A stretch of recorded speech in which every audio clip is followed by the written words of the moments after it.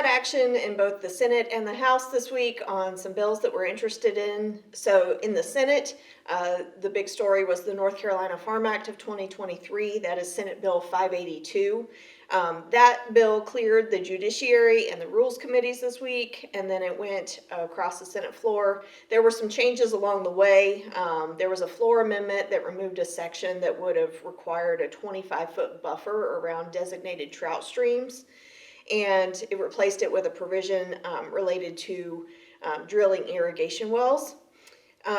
So that bill cleared the Senate floor. As a reminder, some of the highlights of that: it renames the official state fruit to muscadine, which is something that our members have policy on. It also allows for agritourism and farm signage in state highway rights-of-way under the same kind of circumstances that political signs are allowed. It clarifies the definition of a farm digester system for purposes of obtaining a swine digester general permit, and it clarifies the definition of state wetlands. And these are just some highlights among a whole list of things that the bill does that we've reported in last Capitol Roundups.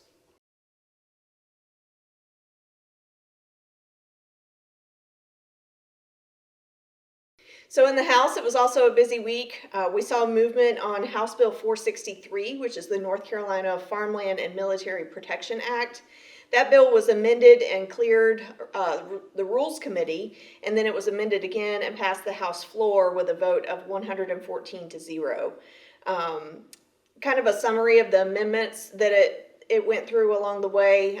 It does now allow for leases of up to 250 acres in total, and it also includes a provision to alleviate liability for any third parties that are involved in sales that are void. So real estate attorneys, title folks, those types of folks who don't necessarily know if they are involved in a transaction that will later be void. Also crossing the House floor this week is House Bill 539, the North Carolina Farmers Appreciation Day, which would designate the second Wednesday in November of each year, beginning in 2024, as North Carolina Farmers Appreciation Day. That cleared the Rules Committee and then passed the House floor with a vote of 114-0. Also, we saw movement on House Bill 377, the Grade A Dairy Assessment Act, which allows the North Carolina Dairy Producers Association to conduct a referendum for a potential assessment on Grade A milk.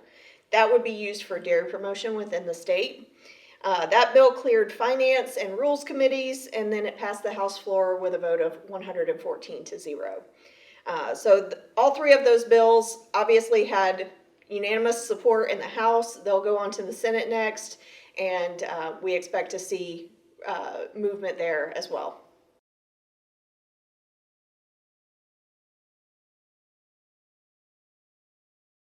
So next week, May 4th, is the crossover deadline, and that means that any non-revenue or non-appropriations related bills have to pass either the House or the Senate in order to remain active in the long session this year or the short session next year. There are, of course, some tricks to get around that deadline in certain cases, but any bill that doesn't meet that deadline, it gets a lot harder for that to moving forward. So we look for action next week on a few more bills that are important to our folks. We're also going to try and bring you all a list of bills that we've sort of been watching but don't necessarily have policy positions on that our members may have an interest in following as well. So look for that next week.